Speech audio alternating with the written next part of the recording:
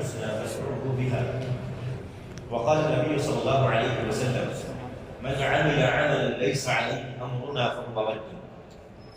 میرے بھائیوں، اللہ کے نبی صلی اللہ علیہ وسلم نے ہجرت سے پہلے مکہ میں لوگوں کے دلوں کو شرک و ضلالت سے پاک کیا، توحید کا صاف درس دیا۔ ہجرت کے بعد بھی جب مدینہ تشریف لائے تو اللہ کے نبی صلی اللہ علیہ وسلم نے خالص کتاب و سنت کی روشنی میں لوگوں کو درس دیا اور توحید کا سبق پڑھایا۔ یہ سب سے اہم ہے، اور ہم مسلمانوں کی سب سے بڑی پہچان ہونی چاہیے کہ ہم خالص چیزوں کو لے اور جو من گھڑت اور جو اپنی طرف سے گڑھی ہوئی چیزیں ہیں اس کو چھوڑ دیں۔ سوشل میڈیا پر ایک طبقہ ہے جو اپنا چنن بیچنے کی کوشش کر رہا ہے، اللہ کے نبی صلی اللہ علیہ وسلم کی باتوں سے درکنار اپنی چیزوں کو، اپنی خواہشات کو پروموٹ کر رہا ہے۔ اللہ کے نبی صلی اللہ علیہ وسلم کی بات اور اللہ سبحانہ و تعالیٰ کا فرمان یہ ہمارے لیے حجت ہے، ہماری بات آپ کے لیے حجت نہیں ہو سکتی۔ ہم ایک عالم دین ہے، دین کے بارے میں کچھ باتیں آپ کو بتاتے ہیں، ہماری بات کبھی بھی آپ کے نزدیک قابل حجت ہو ہی نہیں سکتی۔ کیوں؟ اس وجہ سے کہ ہم اللہ کے نبی صلی اللہ علیہ وسلم کی باتوں کی روشنی اور قرآن کے فرمان کی روشنی میں اگر آپ کے سامنے باتیں کرتے ہیں تو آپ اس کے پابند ہیں، لیکن اگر میں اپنی طرف سے کوئی بات کرتا ہوں تو آپ اس کے ماننے کے پابند نہیں ہیں۔ بات سمجھ آ رہی ہے؟ اب ایک شخص کہتا ہے، ذرا سے سنیے گا، ایک شخص کہتا ہے کہ جو شخص اللہ کے نبی صلی اللہ علیہ وسلم پر ایک مرتبہ درود پڑھتا ہے تو اللہ کے نبی صلی اللہ علیہ وسلم اس کی قبر میں زیارت کرتے ہیں، موت کے وقت اللہ کے نبی اس کی زیارت کرتے ہیں۔ اس پر مستزاد اللہ کے نبی اپنے ہاتھ مبارک سے اس شخص کو قبر میں اتارتا ہے۔ یہ غلط ہے، صحیح ہے، اور یہ چیز بڑے زور شور سے پھیلایا جا رہا ہے۔ اب اس کو ہم حدیث کی روشنی میں جاننے کی کوشش کرتے ہیں۔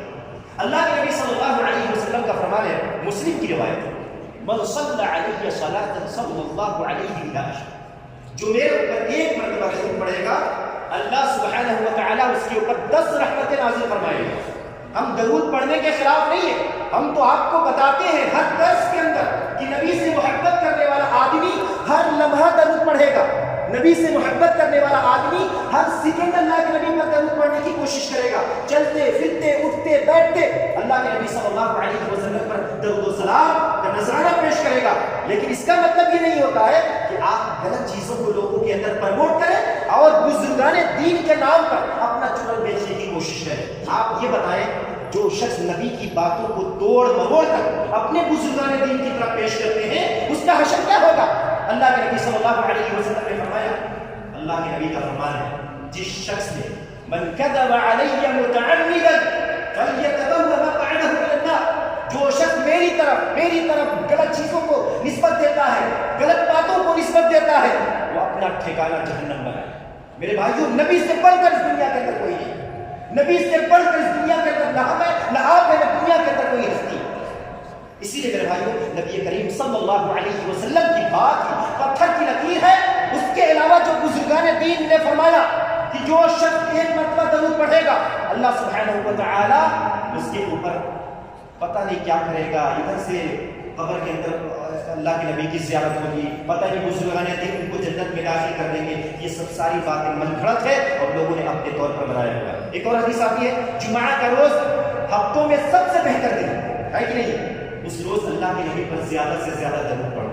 حدیث کے اندر آتا ہے کہ اس دن زیادہ سے زیادہ اللہ کے نبی صلی اللہ علیہ وسلم پر درود پڑھنا چاہیے، کیونکہ وہ مبارک دن ہے اور مبارک دن میں اللہ کے نبی صلی اللہ علیہ وسلم کی حدیث آتی ہے۔ یہ لوگوں کو بیوقوف بنا رہے ہیں، اللہ کے نبی کی باتوں کو توڑ مروڑ کر اپنے بزرگان دین کی طرف پیش کر رہے ہیں، اپنے اولیاء کی طرف پیش کر رہے ہیں اور کہہ رہے ہیں کہ ایسا کرو گے تو ایسا ہوگا، جس کا ثبوت اللہ کے نبی صلی اللہ علیہ وسلم کے فرمان سے بالکل قطعی ہے۔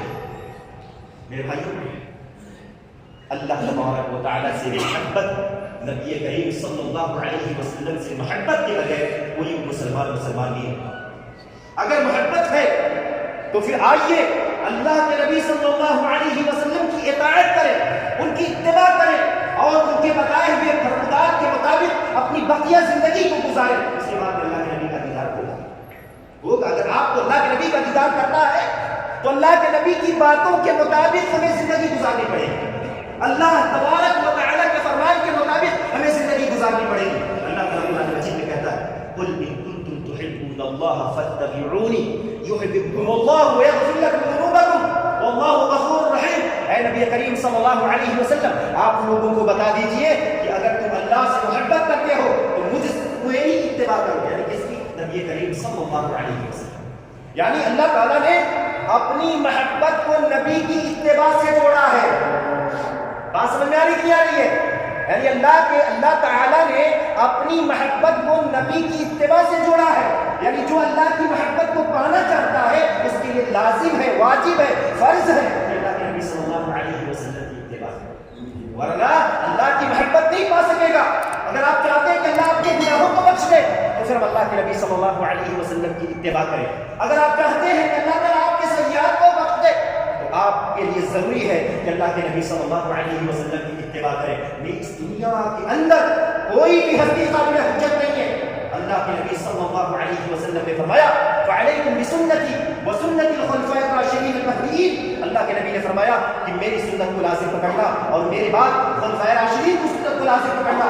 اس حدیث کے اندر کہیں بھی بزرگان دین کا چونر بیچنے کا تذکرہ نہیں ملتا ہے۔ آج لوگوں کو بیوقوف بنا رہے ہیں، فلاں کو کافر، اس کی مسجد میں نماز پڑھنا حرام، یہ شخص جو ہے پتہ نہیں بدبخت ہے۔